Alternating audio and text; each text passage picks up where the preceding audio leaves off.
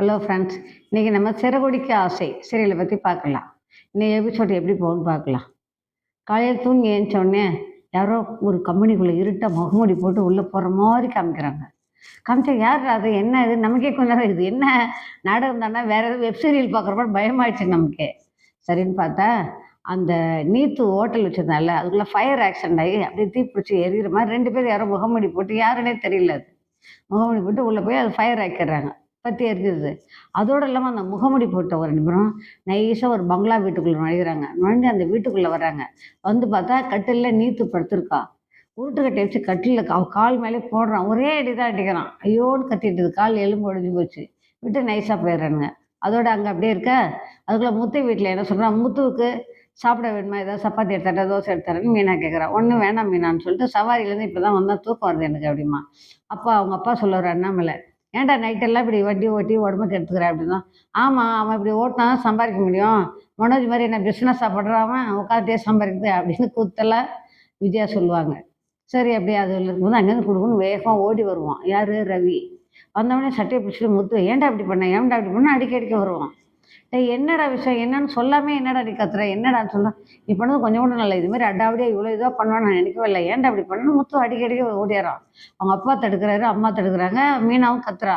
ரவி என்னன்னு விஷயத்த சொல்லிட்டு சொல்லு ரவி அப்படி சொல்லி நான் சொல்லுவான். இவன் பண்ணது கொஞ்சம் கூட சரியே இல்லை, அடாவடி பண்ணுறான், இவன் என்கிட்டே இந்த வேலையை காமிக்கிறான், என்னடா பண்ணணும்.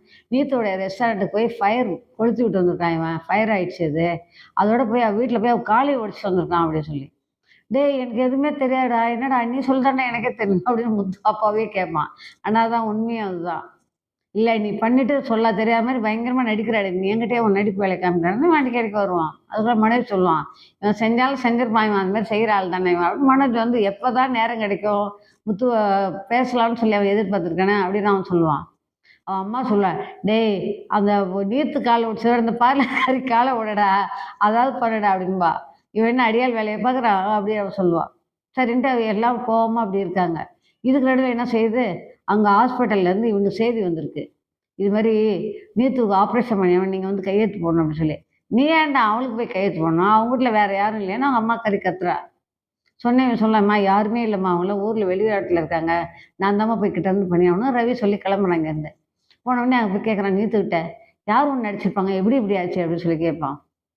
உன் தம்பி தான், வேறு யார் செய்வாங்க, உங்கள் அண்ணன் தம்பி இல்லை அண்ணன், உங்கள் அண்ணன் தான் முத்து தான் இந்த வேலையை செஞ்சுருப்பாப்புல. அவன் வந்து எங்கள் வீட்டுக்கு வந்து அவனும் ஃப்ரெண்டு வந்து மிரட்டாங்க, என்ன ஒழுங்காக இருக்கையில கை காலை உடச்சி போட்டுருவேன், நீ ஒழுங்காக இரு அப்படி சொல்லி மிரட்டுவாங்க.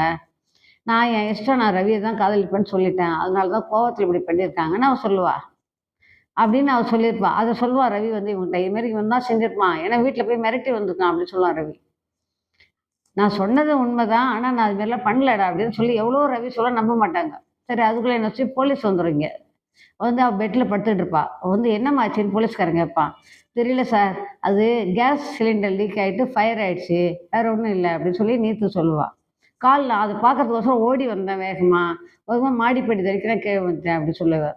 ஓஹோ அப்படியா, ஒன்றும் கேஸ் இல்லை, யார் மேலே சந்தேகம் இல்லை, எதுவும் இல்லைங்கன்னு சொல்லுவாள். சரி போலீஸ் போயிடுவாங்க. உடனே ரவி கேட்பாங்க, ஏன் இப்படி மாதிரி சொன்னேன் அப்படின்னு. ஆமாம், உங்கள் குடும்பம் தான் எனக்கு முக்கியம் அப்படின்னு இவ சொல்லுவாள். அதனால ரவி சரி அப்படின்னு சொல்லிட்டு வீட்டுக்கு வந்துடுவான். நம்ம குடும்பத்து மேலே அவ்வளோ பாசம் வச்சிருக்காமா அவள் அப்படின்னு சொல்லி.